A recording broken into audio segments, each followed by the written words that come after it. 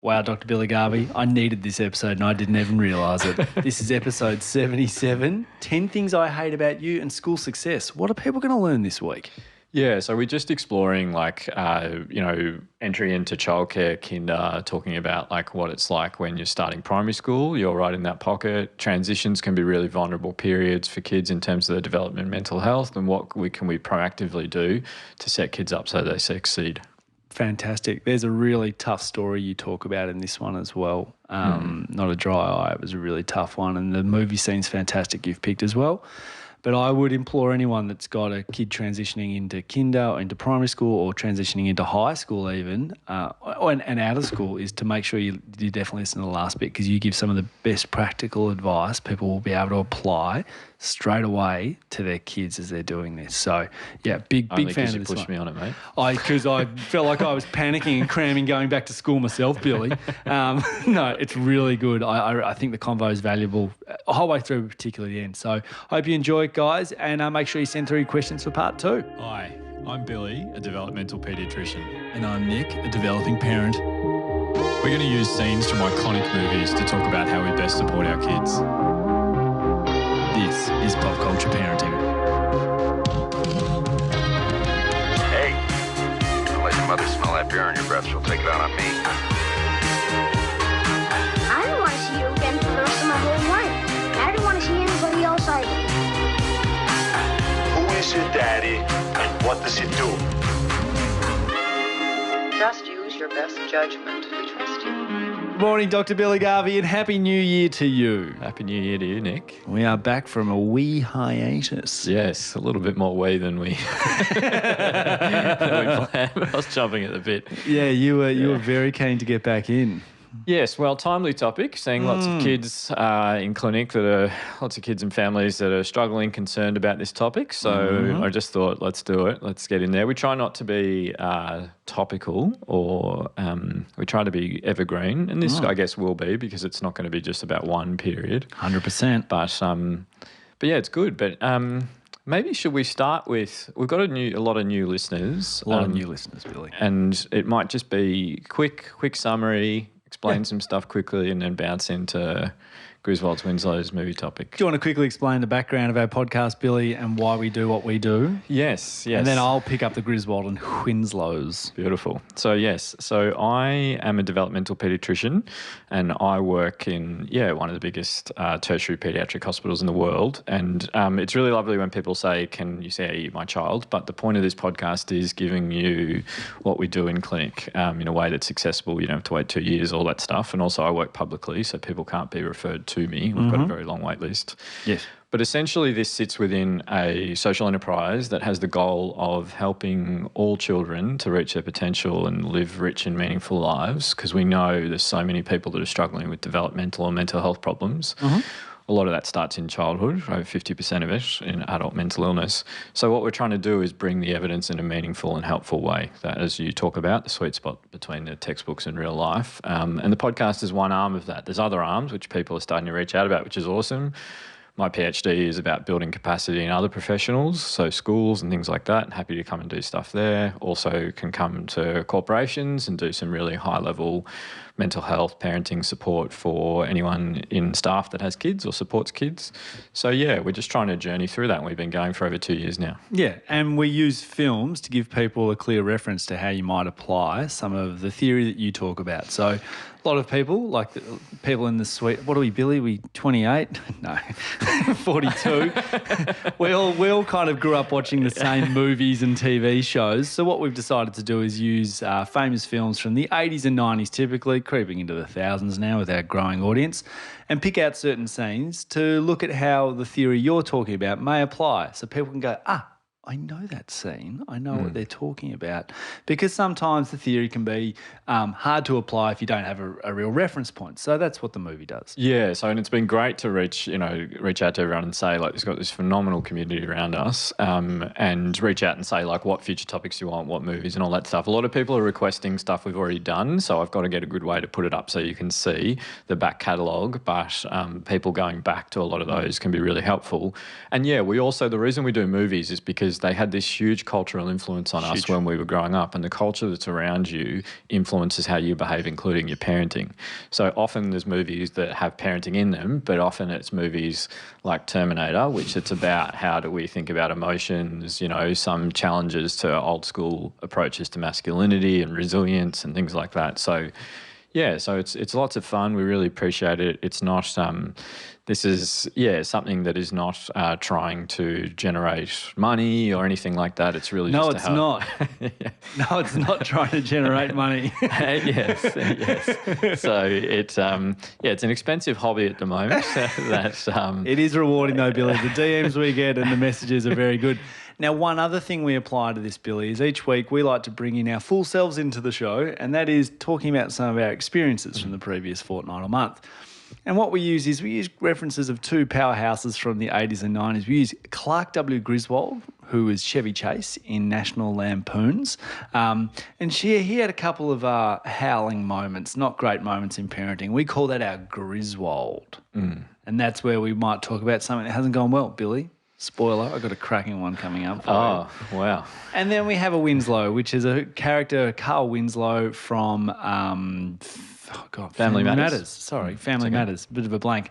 And he's a great dad that does a great job of parenting and has beautiful morals at the end of each episode and is a beautiful parent. And you may remember Steve Urkel was one of the main characters from that show. So we think he's great. So we talk about some winning moments where we might have had a fantastic effort in the parenting space, and we want to share that one. So we like to be balanced with what we do because that's what parenting is, Billy. It's wins and losses. Yeah, so I wonder what we should start with. Do you want to start with Grizzlies or Winslow? Well, I've only got a Grizzy, Billy, so let's start with that one.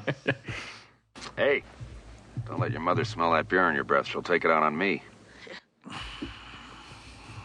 Oh, Billy. It was Boxing Day 2023 and I decided to attend a very busy sort of nature playground thing. So a lot of treetop walking ramps and whatnot and slides down hills and beautiful gardens with the family. Oh, yeah, okay. And another decided family. they could come too. Yeah, decided they could come to the treetop playground. It wasn't just mum and dad. And actually, mum and dad, we both said we're going to come back here solo because it was so much fun. Yeah, really. But we didn't get to do all those fun things.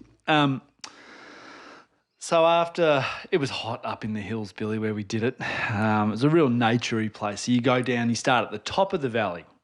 Okay. There's two car parks. There's one at the bottom and there's one at the top. We decided to start at the top and walk down the valley. Yeah. It's nothing Which like meant- the end of a long play day to walk uphill. So as a family, we make it back. We get to the bottom of the hill and everyone's dysregulating a bit. And we're like, we're going to charge up this hill. So I pick up the near 4-year-old and haul her 18 kilos up the hill like a sandbag. And mum's pushing, mum's bringing up the other one, my older daughter. We're there with another family and it's been tough. It's been a tough finish. It's about to get tougher, Billy. Really? We get to the car park. Dad starts doing the pants hucker. He starts patting himself down. Where are the car keys? I've lost the car keys at the exit. We're about to start sifting the sandpit. I am.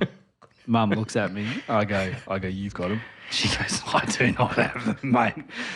I go, check your handbag. Not in Mum's handbag. They're not in the nappy bag. They're not on Dad. We're looking at our friends who we're not like, we're close. But, you know, we're just having that moment where Mum and I are looking at each other going, how's this going to go? So I go to the head office and I'm like, can you radio around and see if any car keys have been handed in? Thankfully, Billy, the keys have been handed in. They are at the base of the mountain. Dad, in his Blundstones, if you don't know what Blundstones are, if you're listening in America, heavy boots, has to run down the mountain, pick up the keys and run back up, and is a sweating mess. But we got out of there, Billy, so I'm actually really happy. It's almost even a Winslow in the way that no one blew up. Yeah, you would have been the calm, level-headed. I actually genuinely We'll was, get through mate. this. Yeah, I was yeah. like, there was nothing else because we are literally on top of another physical mountain. I was like, there's no way out of here. Everyone was wargaming on how we're going to get with one child seat, three children back down this mountain to 20 minutes. Anyway, we didn't need to. Because you can't do the old coat hanger trick anymore.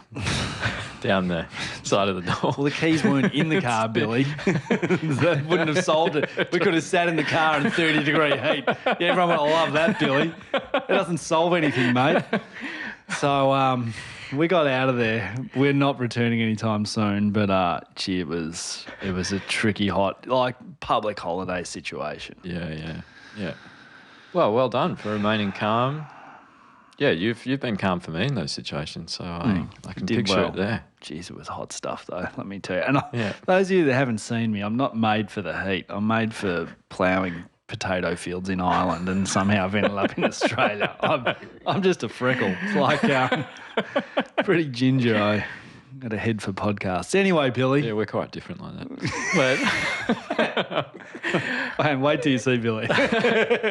And okay, cool. I'll give you my my grizzy. So yeah, my grizzy is that we're back.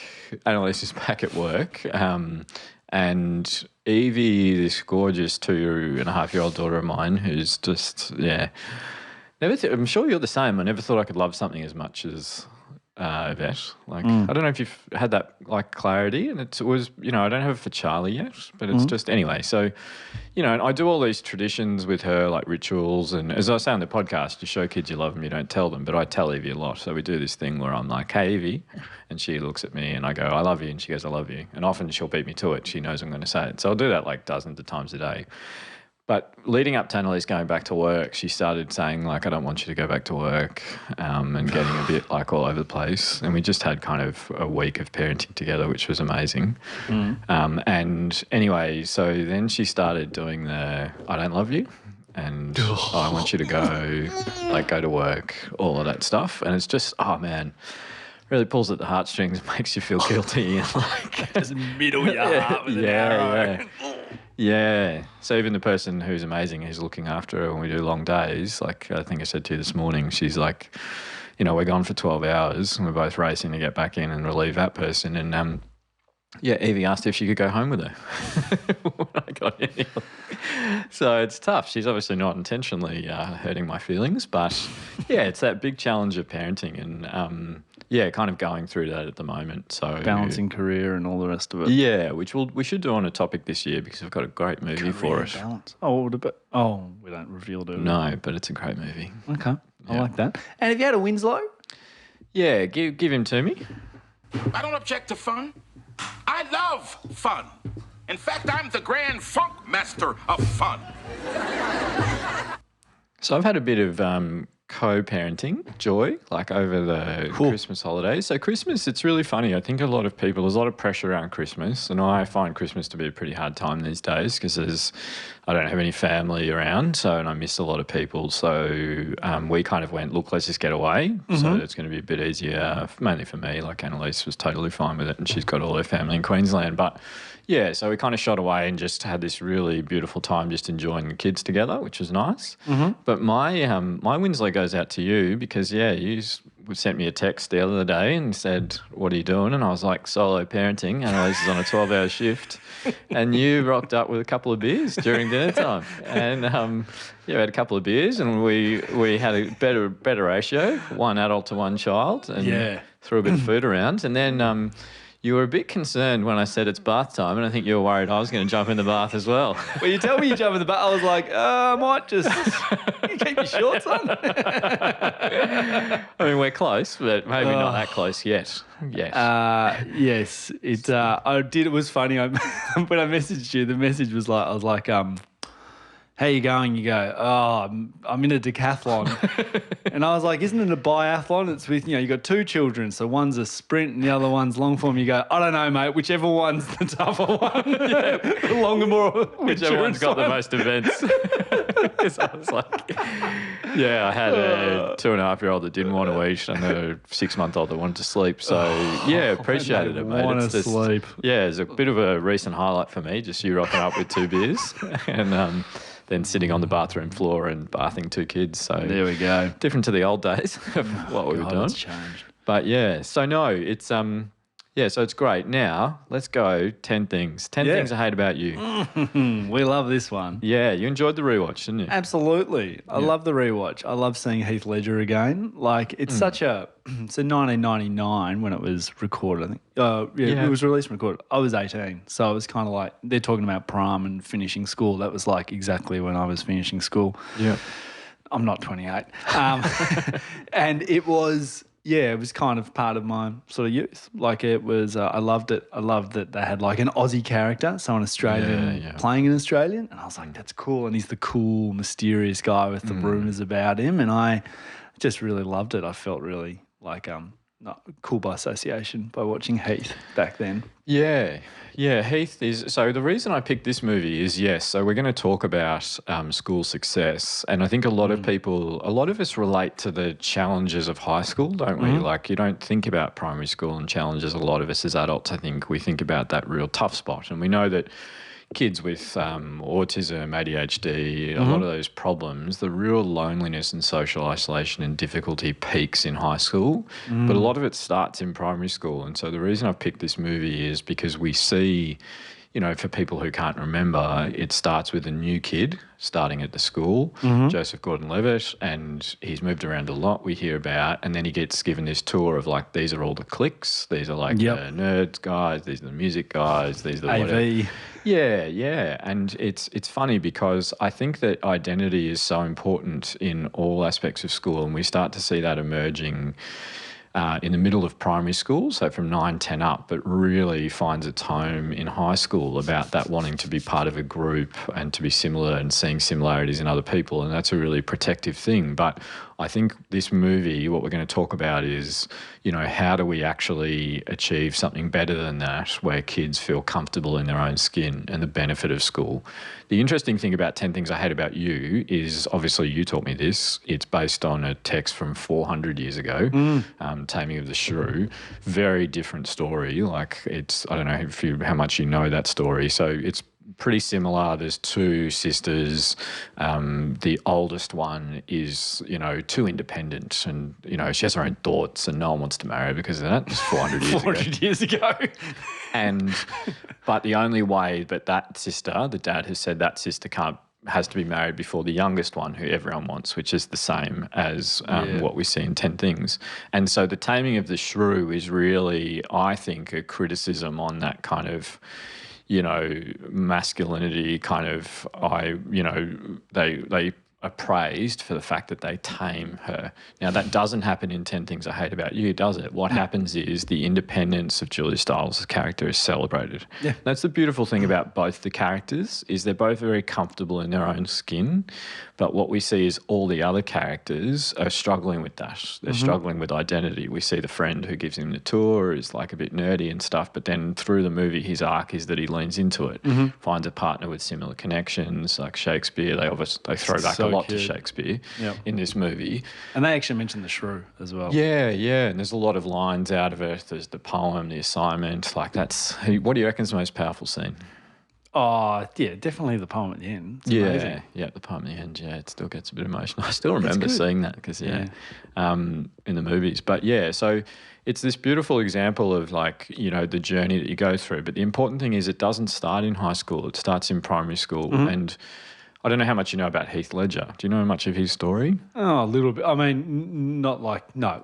I know all of his movies and whatnot, but no. Yeah, so he's really interesting because he actually is quite close to the character who he was as a person. Travelling kid. Yeah, travelling kid. I knew that. He was a Perth boy. Yep, his parents got divorced in primary school. He talks about how it was tough, but it actually was a period of growth for him. And Heath kind of bounced around, but he was the person that he is in this movie. He was amazing creatively, athletically, like cognitively. He was really bright and had all these opportunities, and he chose to go down the creative path. But he could have, like, it looked like he could have played professional hockey. He could have been, his dad was a race car driver, and so he was really good at that as well. But he really leaned into that. And it was interesting, when I was reading up about his background and learning about it, at the school he went to, he choreographed as like a teenager 60 other blokes who never done any dancing before for the Rock of Stedford. And I don't know if you remember what the Rock of Stepford was. So people overseas, it was this big like arts and music national competition for state schools. And yeah, he actually won it. He won it the year that he did it for Australia. Heath Ledger, like as a teenager. It's just wild, isn't it, when you think about that? So yeah, there's obviously a really sad story about Heath Ledger as an actor because he was this phenomenal talent. He was a parent, and yeah, he had one of the biggest, most common symptoms that we see of mental illness. He had severe insomnia. And so for years he was talking about how severe his insomnia was. And so this devastating impact of like how much that was impacting him. So we talk a lot about in this podcast about the impacts of, you know, and how do we spot mental illness in kids and adolescents, and difficulty sleeping is a big sign of that. And that's what Heath was experiencing. So yeah, this amazing movie, it had a big kind of cultural impact on me. I was at that time, and I still am, like I really like dancing and stuff. So there was a dance component to it. There was kind of this cool component. It's really funny because the scene where she jumps up on the table and dances to Hypnotise, that's like Evie's favourite song. And so Evie just always wants rap music. And so whenever we put on other music, she's like, no, rap music. But she really just means that song.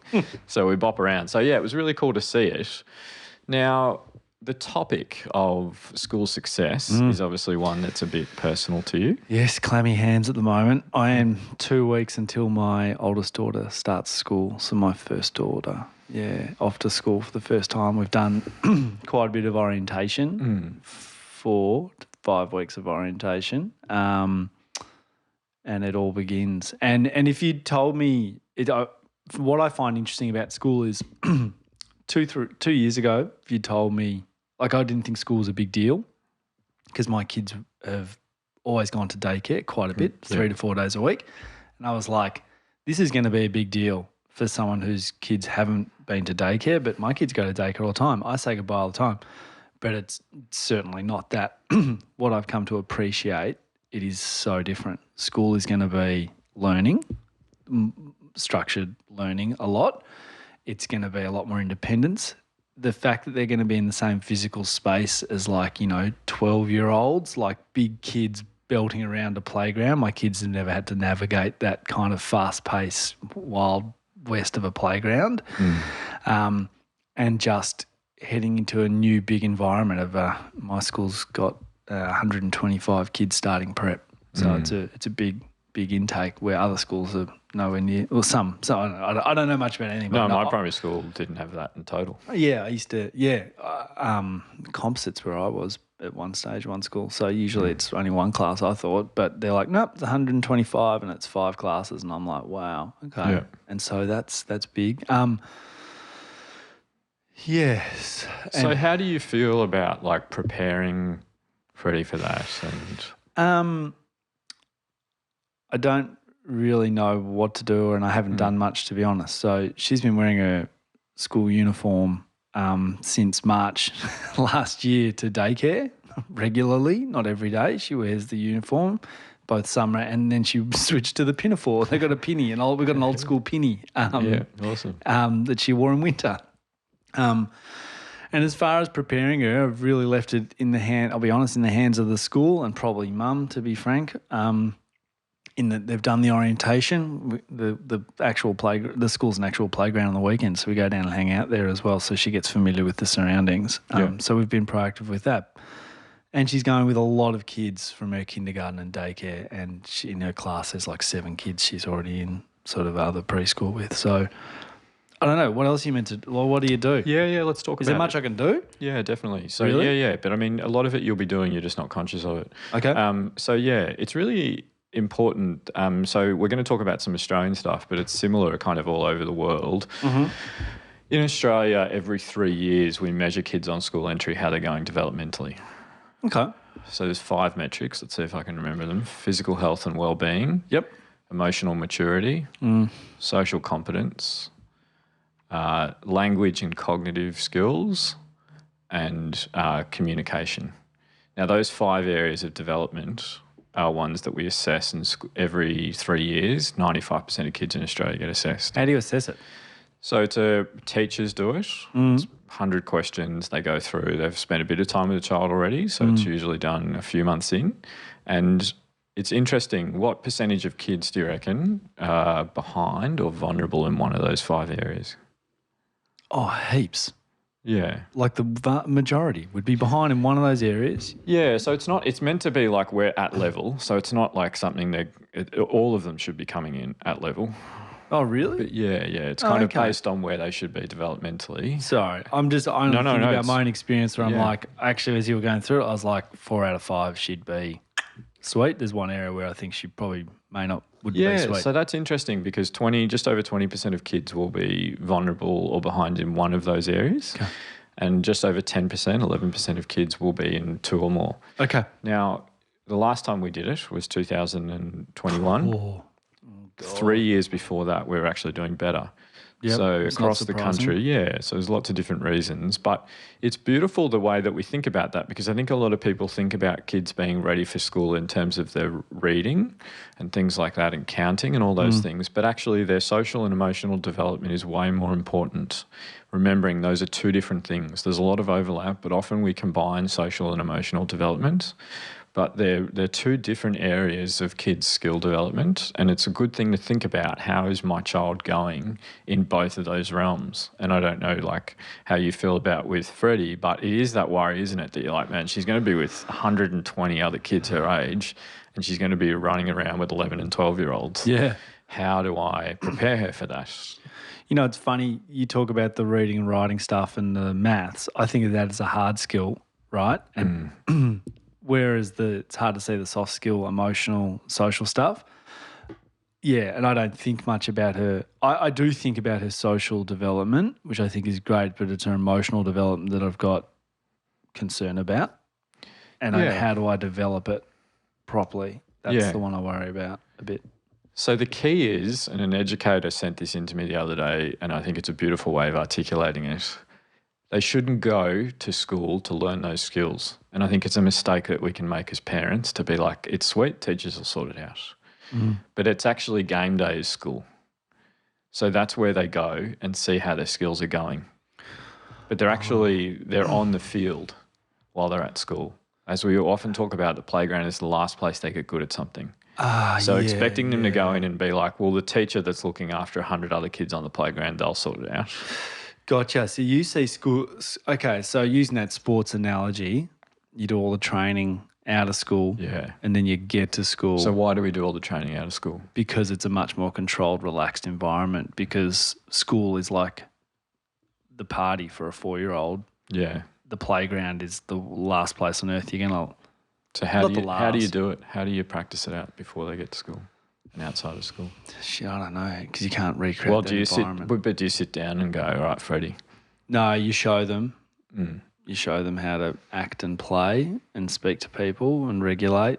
Yeah, and you scaffold opportunities. Yep. I haven't told you this story, but last week I was at a playground with Evie and Charlie's like just a bit sensitive because Mum's not around, and he's in my arms like getting a bit upset and stuff, and Evie's on some play equipment, and there's 2 like 6-year-old girls there, and they're not letting her go on the thing. Like they're stopping her, blocking her from going on to this jumping thing. Because it was scary? No, they just didn't want her to go on it. And I was like, Evie's like, I'll wait my turn. And then we're there for 5 minutes and they just wouldn't let her on. And I was like, do you think she can have a turn? And they were just like, no. And so then I was like, it's all right, Evie, let's go to another thing. And the 2 girls ran ahead and jumped on that. And everything Evie tried to go on, these 2 girls were going in front of her and not letting her on it. And Evie was just like blocking, and I've got like Charlie just bawling his eyes out in my arms, probably picking up the tension that I was like, oh God, no other parent in sight. And so I'm just like, and I was actually thinking, I was like, I wonder what Nick could do because you're so good in these spaces. I wonder, what would you do in that situation? Because that's it, isn't it? Like, I worry the most about things like that happening when I'm not there. You do, yeah. What happens when I'm not there? And I've got this. I think, oh God, every situation's different. I don't know. Every situation's different. So I'm not there, and you've got Charlie crying, and he's 6 months old. So yeah. I think that I'd find a way for her to have a go. I'd probably just say to the girls, I reckon you 2 are really great at sharing. How about you show me how good you are at sharing by giving her a go? Yeah. and take it from there. Yeah. It's a good approach. I don't know, Billy. No, I Yeah, had a it's shot at hard that, but the point of it is that like I'm there and it's hard. Like I'm there and it's hard to navigate that. And so when I've got a 2.5-year-old, it's really important that I don't expect her to be able to figure that out on her own. No. So because as a 40-year-old, I'm like, this is hard. So yeah, and it was one of those things that we kind of just moved away from it together, and I just supported her and did something fun else with her that really celebrated her and her ability and how old she wasn't growing up, because I was worried about her feeling like they were kind of making a bit of a baby of her, which is a common thing that young kids will do to kids that are a bit younger than them. So it's really challenging, isn't it? And I think it's really important that we think about like, how is my individual child going? And what we want is for them to feel comfortable with who they are and in their own skin, like Heath Ledger and Julia Stiles' characters do. That starts even before primary school, them getting comfortable in who they are and then building their connections out of that. Now, the best thing, we often think about school as a place where they go and learn to read and write and count and maths and all that stuff. Yes. The best thing schools do is give opportunities to build relationships. It's the best thing they do, by far. Now, teachers are like, I often will put stuff out there and they're like, oh, yeah, that's easy for you to say. I pour so much energy because I believe in schools. My PhD is built on it. I've gone around the world and seen some of the most disadvantaged communities have schools that are the village. Now, everyone's going, where's the village? We've lost the village. Schools are the village. Now, I don't think every kid needs to go to school, but I think as schools get better and more inclusive and are given the resources and support to develop those communities, more and more kids are going to succeed at school. Yeah. And that's why I wanted to cover this, because what does that actually look like? Now, I'm sure you're going to do this, but you want to proactively build a partnership with the teachers and the wellbeing team and leadership team at the school. Gotcha. It's really important that you don't wait for things to fall down and go, I better learn who. Fix it. Yeah, let's go in and fix it. You want to build a relationship and a communication pathway and talk to them and go, hey, like, Freddie's loving being here. She's a little bit sensitive about this thing. This is what we do at home to help her and it seems to work. Can you see if that's possible here and just let me know how it's going and we'll keep checking in. Because what teachers do is they guide. Like they're not there to kind of be like, well, I'm going to go all over this for you. Like we're doing toilet training at the moment. And I know a lot of people are like, we'll just get childcare to sort it out. But it's not really fair because like we talked about with emotional and social development, they don't have the ratios, they don't have the capacity to do those core skill developments. What they do is they can observe and support and scaffold and guide. And it's a really important bit. And it's that proactive relationship is really important. And I think a lot of us traditionally grew up where it was like, our parents didn't talk to schools and it was only when you got in trouble that they'd like sign a note or something like that. Or they'd go to the report, the feedback session a couple of times a year at the end of the year and say, yeah, he's done well in this, he hasn't done well in that. And it's too late then.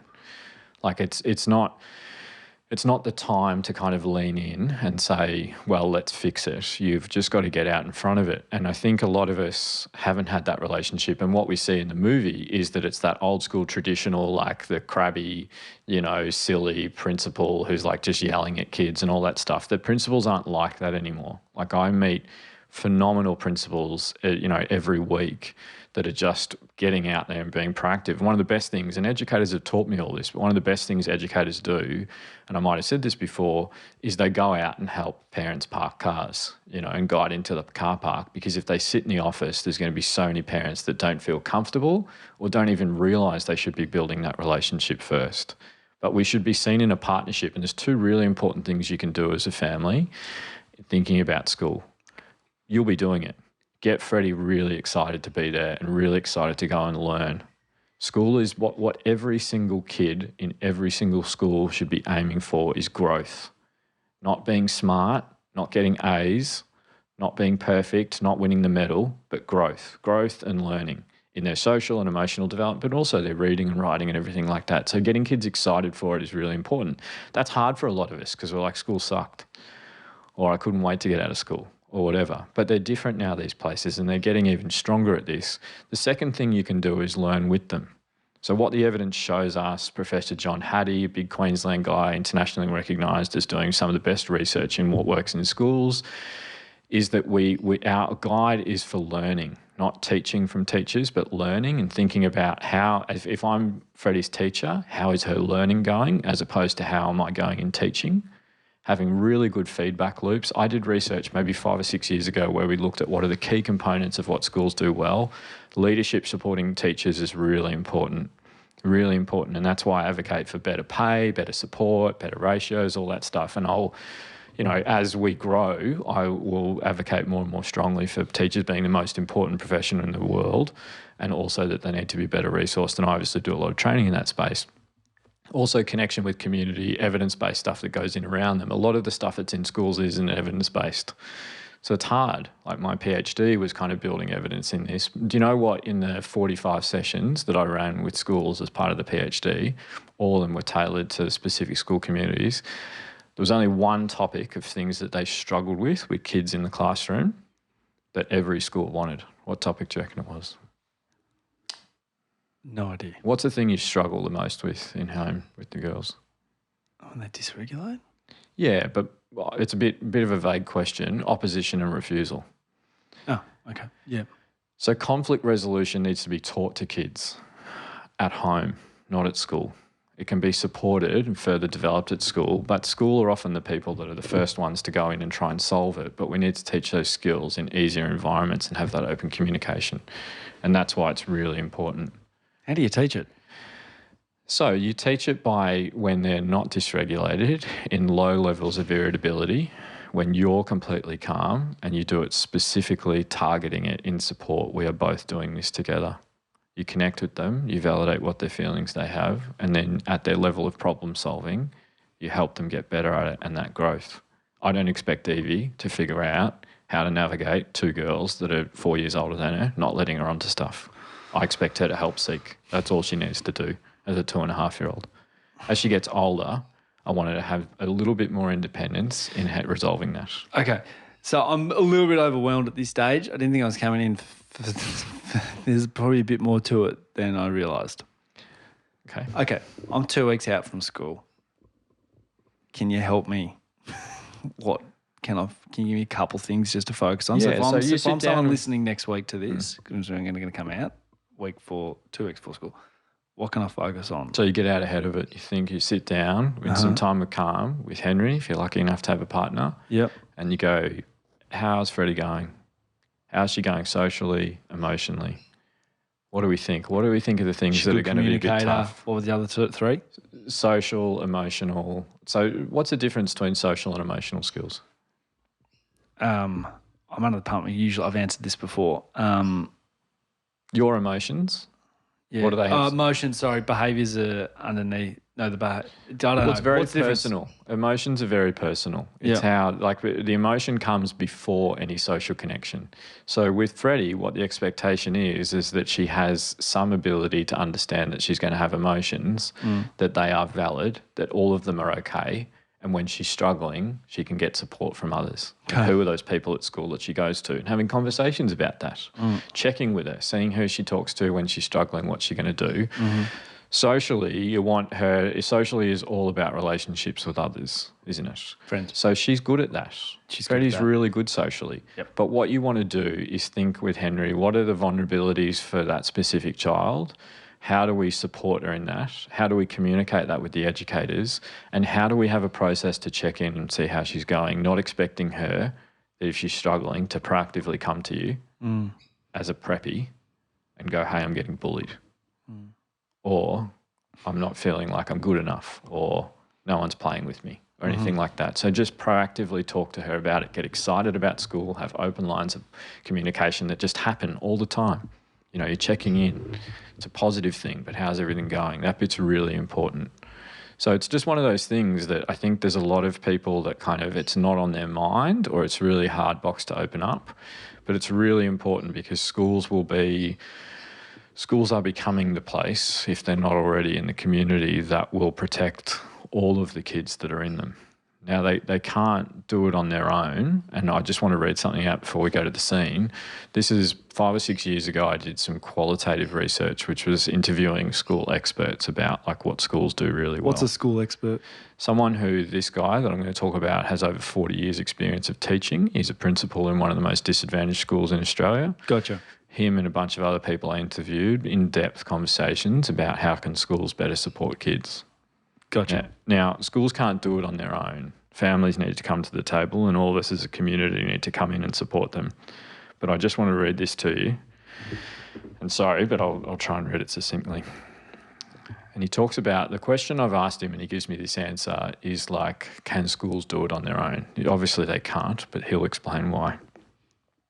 If a kid's life is in turmoil and chaos, you could have the best program in the world, and the things the child is thinking about is, what's going to happen tonight when I get home? What's life going to be like? We could be working the hardest we can, but if we don't understand that and get those things right, it can be difficult. I'll give you an example. I had a girl in my class when I was teaching grade 6.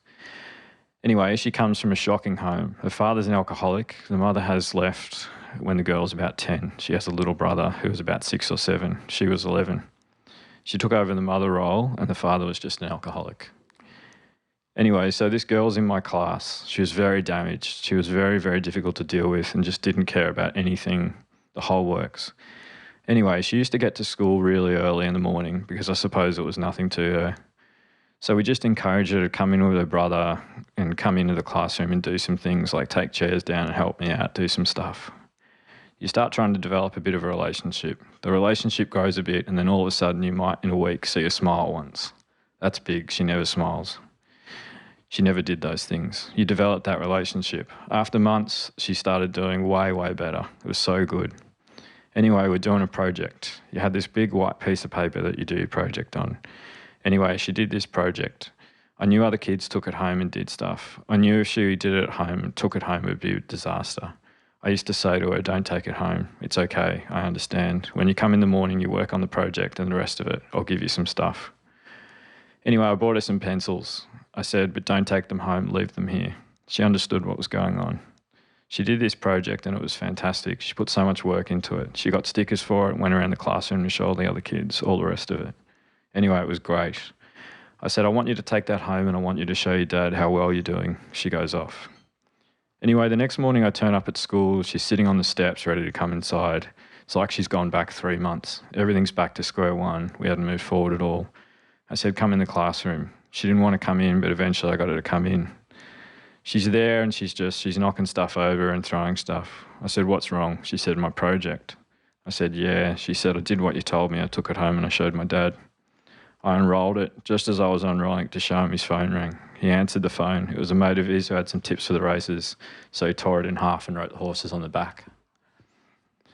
It's like that guy got really emotional when he was reading that to me. Like, and he's this, he's done 42 years in schools. And the point of it is, like, we just got to get better than that. That's like a little 11-year-old girl who, like, he's done all that work. And, yeah, it's not a criticism of the dad. Like, that dad will have had so much trauma and stuff on his own. But, yeah, I mean, both getting emotional about it, which I'm sorry, I kind of always hit you with this stuff. But it's really important that we build these communities together and we support these kids, because this is where all of the stuff that adults are struggling is coming from. Like, the schools are working so hard to do this, but we all need to come around them a bit better and support them and resource them and build partnerships with them as professionals that are out there in the community, but as parents as well. How can this be the village? How can I contribute to it being the village? How can I support all these amazing educators and people that are there? Because that's what's happening. It's really hard, but, the schools can't do it on their own. And I guess, that's my point. And there'll be kids like that girl in every single school, in every single class. Freddie's going to be there with them. We talked previously about, a kid being dysregulated and that kid not feeling safe. And there was a bit of commentary on socials about, like, we can't do that. That's ridiculous and all that stuff. Teachers can't do it on their own. But we can all do it together. We can support every single kid in that class so they all have that sense of success in who they are. Anyway, let's do the scene and give us a chance to breathe while it's playing. So this is about halfway through the movie. Heath's character, I can't remember, Patrick, but I think it is, because Patrico or whatever is taming the shrew, so they used all similar names. Patricio. Patricio is... is wooing and getting along with Julia Stiles' character, and they're kind of in the car cruising home after she's just done the tabletop dance to hypnotise, and they're kind of getting along with each other finally. And she's quite drunk. Well, she's been quite drunk. She's boozed, which is a bit unusual for her, but coping mechanism. Yeah, coping mechanism, and she's relaxing into her skin and relaxing into this relationship with him. So, can you give it to me? Yep.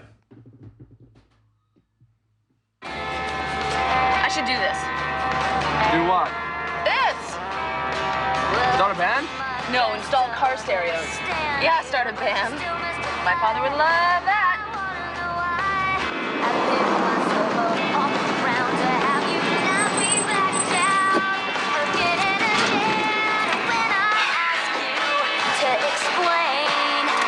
You don't strike me as the type that would ask your father for permission. Oh, so now you think you know me? I'm getting there. The only thing people know about me is that I'm scary. Yeah, well, I'm no picnic myself.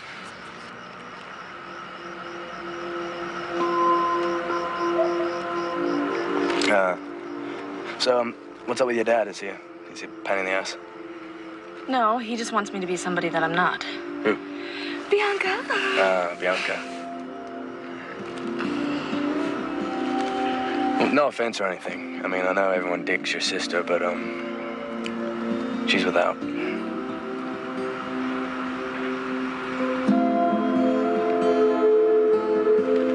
You know,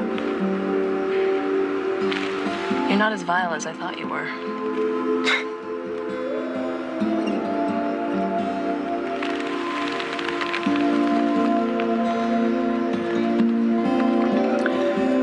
Maybe we should do this another time.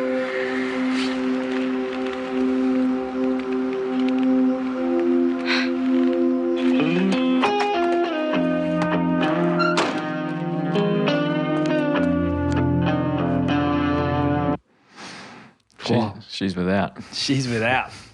Great line. It's a great line.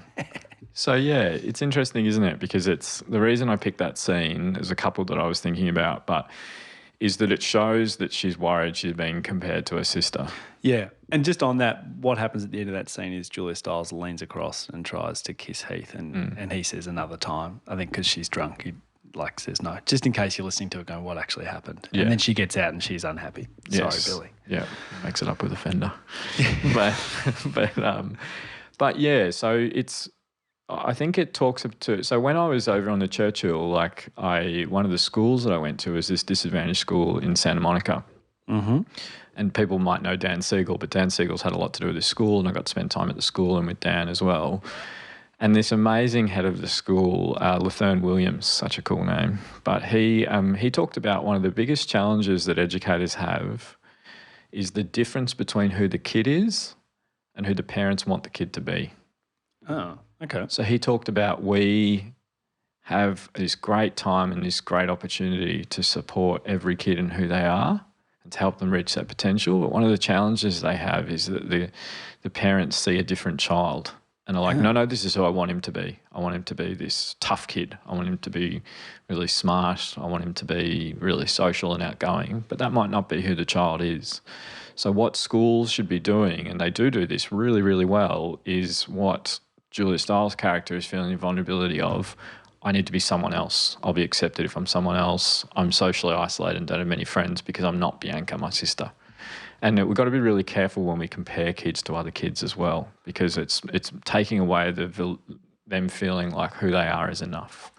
So question, trying to think about as a parent, what can I do to help?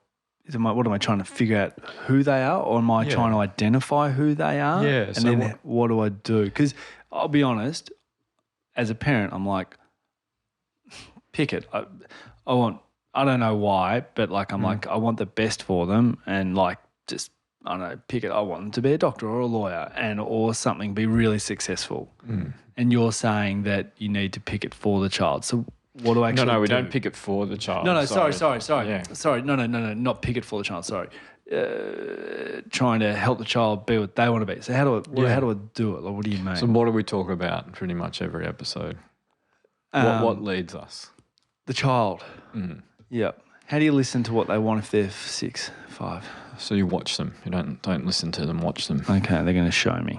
Yeah. Well, she already is showing you. She's Yeah. showing you what her preferences are in support, in activities. She loves crafting. In regulating. Yeah, she loves crafting. Great. Make that a part. So every single kid in a school should have success, and you can help facilitate that. You can talk to the educators and go, she gets a lot of confidence off herself by going and doing these things. So I should be trying to make her feel successful in whatever she's doing. Yeah. It could be sandcastle making. I'm not even taking the piss. It could be sandcastle making. It could be great at soccer or footy. Could be great at art. Could be great at reading. Whatever it is, I'm trying to make that child feel successful. Yeah. That's what this support What looks does that like. build? Confidence. And for a pretty woman. Oh, I know. I keep thinking about Richard Giggs. He ended up being the one they were helping. Self-esteem. Self-esteem. So there's a huge vulnerability, like Julia Self-esteem. Stiles talks to, I'm not good enough. I need to be like someone else. Kids very early on, we don't wait for high school for their self-esteem to fall apart and go, how do we build this back up? Okay. And you can still come back. We'll see what questions come in. But you can still do all this stuff. There's no lost opportunities. Yep. But any kids who are entering childcare, school, transitions in school are one of the biggest vulnerabilities in mental health I can for see kids. that. I can see that. Transitions into daycare. We'll get questions about separation anxiety. Transitions into care, first time they've been in an environment where a parent's not there. Transitions into primary school, heaps more kids, less support, big jump in academic challenges. Yep. Transitions from primary school to high school, and then transitions out of high school into adult life. Those are all points of pressure for problems with mental health. Gotcha. So just to be clear, I'm trying to make them feel successful in whatever area or pursuit. It could be niche, it could be broad like reading, so that they feel confident. And from that confidence, it will build their self-esteem. Yes. And how do we, probably this is a bit unfair, how do we build confidence in kids and self-esteem? Make them feel successful, make them successful in what they're doing. Yeah, but just, mate, you're a gun. Well No, done. You're so bright, you're so smart. No, show them what they've achieved. Yeah. Like, you read that whole page. Hang on. Praise the effort. Yeah. The effort. Praise the effort. Okay. Praise the effort, support the effort, celebrate the effort, have the effort with them. Educators know how to do this. We've just got to do it at home as well. Support the effort. Celebrate the effort, support the effort, scaffold the effort in what they care about. Yeah. So I do this I do it. One of my girls shows, loves craft, and she's good at it. Like, cutting because her whatever. mum's good at it. Because her mum's good at it. Sure, Exactly. you are too, No, because it's mum and auntie are good at it. That's their thing. So I often go like, she'll show me a piece and I'm like, oh, that's great. Mum did this. Where's yours? And she'll go like, no, I did it. I'm like, you did this? Yeah. And she's like, yeah. And I'm like, oh my God, that's going to wear thin. So, but she feels good about herself. She's put effort into it and time, and then you're reinforcing that effort that she's made. If you were critical of her and saying you're failing, I can't believe you got a D. don't. Even the kids that are at level, like I see lots of kids in clinic where we go, oh, they're at level academically. Maybe they should be higher than that. A lot of kids will be comfortable flying under the radar. They're like, I don't want to be noticed. I'm just going to do enough. Maybe some personal connections coming out there. Yeah. But we've got to lift them and think about what is your potential? What is your potential academically, socially, emotionally? We don't go, cool, you're in the middle, you're average, you're where you should be. Sweet. Yeah. All kids should have that growth, celebrate the bits about them they care about, lift them on the bits they struggle with, protect their self-esteem. So for a third time, I'm going to annoy the listeners. I'm going to try this again. So I want my kid to feel successful, and the way I should do that is praise the effort and the work that they've put into it, and that will build confidence, which will hopefully result in strong self-esteem, which will then carry them further longer. And how do you do that? How do you pick what you're going to praise and what you're going to work on? I'm going to pick the things they like. Yeah. And what may be some things they don't like that they struggle with? How are you going to focus on that? Don't know. So you're going to specifically focus on it in one of growth, that you do it with them and you talk to school and go, this is what we're working on. Yes. Okay. And so once I've built some success, I'm going to pick a stretch growth area for them to work on. Yeah. And go, because you were so good at drawing, I bet you can learn these letters in the alphabet. Yeah, amazing. Yeah. Because you can translate. And so it's kind of like, what you do here or is sticking what- up for yourself, or sharing. Yeah, sorry, I'm stuck on all the protecting academic others. stuff. Okay, Totally. yeah, right. So Everyone it's is, mate. the other Everyone things. is. It's The the other stuff, determinant of right. how successful Freddie will transition through school is not going to be gonna with dictated the by how learning. smart she is. I know. Okay. So sorry. It doesn't The mean stuff that you're it's not an pointing about. opportunity No, for no, I agree. specific success, or I see lots of kids that struggle in their academic learning. But often first, I find the protective thing that they're good at Totally. to reinforce this is a place you are celebrated and you succeed at school. Yep. And then as a secondary thing, let's work on your reading. Can you give me, forgetting maths, reading, writing, drawing, sport, you mentioned some stuff that is an absolute blind spot. I didn't even think about it. You stick up well for others. What were the other things you just said then? So we should do a whole episode on this, but a big thing kids struggle with is social skills. Yeah. Really struggle with What are some of the examples of those? Just So empathy is a big one. Gotcha. Empathy is really important socially. Yep. Connecting with other people, Beautiful. interpreting body language, understanding when someone's not enjoying something, understanding someone might have different preferences to you. So Freddie, for example, is at the stage where she needs to be learning, not good at it, just early stages of learning. Just learning. This child might want to do something I don't want to do. Yeah. You know what I mean? Totally. Now, there'll be kids that really struggle with that. They're still in the early childcare years and they're just like, I don't care, I'm just going to keep doing this thing. And then they'll lose opportunities to connect socially because all the other kids are like, well, actually, we flex. We can take it in pivot. turns. Yep. We can pivot. I want to play chasey, but you want to do painting. So we did chasey, so now it's my turn to do painting. Gotcha. That's a primary school skill that you develop. Totally. Now, the vulnerability is that when middle primary school, kids will drop off in their social skills and relationships and then their self-esteem because they haven't been given the opportunity of growth and scaffolded support for that specific thing. Now, it can be lots of things. Evie, the big thing I'm worried about is Evie sticking up for herself. That's a completely different social skill, you know. And if I'm being 100% honest, it's my sensitivity coming in there. You know, I've got to be careful that I'm not watching Evie, putting myself in her shoes and going, she might actually not be struggling with it. Yeah, isn't but that I like watch the her. essence of empathy though? Putting yourselves in the shoes. Like I'm saying, I'm Definitely. cutting Leo. That's bloody hard. Yeah, definitely. But the vulnerability we have as parents that are attentive, which is everyone who's listening to a parenting podcast, is that Totally. we go, what would I need if I was experiencing that as when I was a kid? Yeah, I'm going to annoy you because I'm getting caught on these little details because I really like it. That one around sticking up for yourself, I reckon a lot of people hear that and go, yeah, I want my kid to be able to stick up for themselves. So applying the model of success, it's like, how would you, not solve it overnight, but like, do you try and find a moment where they just showed a little bit of strength and resolve and did something and go, hey, I love how the way you stuck up for yourself there. So the step before that is build a narrative around it. So you build a narrative when there's no other kids around. You do it through play, you do it through story times, you do it through everything. I talk about you are good at making sure other people are included, you are good at playing with other people, you're good at sharing. You should also have that coming back to you. Like I talk about it. Like for example, Evie hits Charlie. You know, just Yeah, they do. Yeah, she's really good. She's absolutely awesome with him. There's no problem. Like, yeah, because there's a lot It's of kids fine. that do that. Evie, you don't hit because no one hits you. People are not allowed to hit you. It's not nice when people hit you. You don't hit. We don't do that. That's a golden rule. Does that make sense? I love it. Yeah, so it's the same. You think about others. Others can stick up for themselves. You support others and include them. You should also be included. And that's a baseline. Now, when I've built the whole narrative, I don't go, sweet, now go figure it out. Now, when there's 10 kids, Support 'em. you know, stick up for yourself. Get in a punch up with 6-year-olds because they're not letting you on the jumping thing. Of course not. What's the first step that I want them to do in that situation? Recognise they have to stick up for themselves? No, help seek. Shit. Help seek. So like with Freddie, if there's something specifically she's struggling with, you're not going to have a chat to her on the end of the bed and go, those kids are bullying you. Well, tomorrow I want you to go back. Do you know what I mean? Yeah. You're going to say you shouldn't expect that. That's not fair that that's happening for you. Walk away and tell someone about it. Because then you give the opportunity for the educator to come in and support them and do all that stuff. You also don't roll in and go to the educator, my kid's getting bullied, what are you going to do about it? You go and say this is... Get is... the kid to go to the educator. Yeah, but also if you hear about it, you go to the educator and say, hey, Freddie said this, how can I help? This is what I'm worried about. What are you guys doing? How can I make sure I'm doing it at home as well? How can I reinforce what you're doing in this environment? How can I support her to get those skills so that she knows what to do? So help seek. The last step is problem solving independently. And a lot of us, including me, I was my mid-30s before I figured out a lot of this stuff.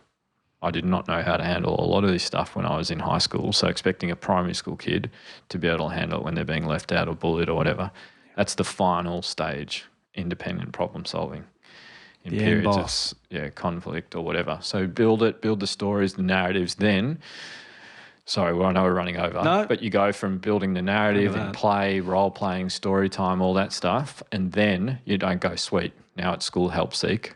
You bring them into low-ratio stuff where you're there to one other kid. How are you going? And you scaffold it. Like, you do this really well, mate. You know, the kids aren't sharing. There's other kids around. You come in and support them. You just got to get in there before it's gone. It's lost. They're dysregulated. So that's what happens a lot of the time. I had 4 kids in clinic yesterday and they're all fighting over the 2 toys. And, the parents like going in there and just trying to break it up when they're all getting dysregulated and everything. Clinic doesn't matter. But you can't do that in the real world because all they're learning is the way that I get help is I hit my sister and they come in. So how do we get in early scaffold success that's specifically working on something they're struggling with but also give them opportunities to feel like they succeed? This has been awesome.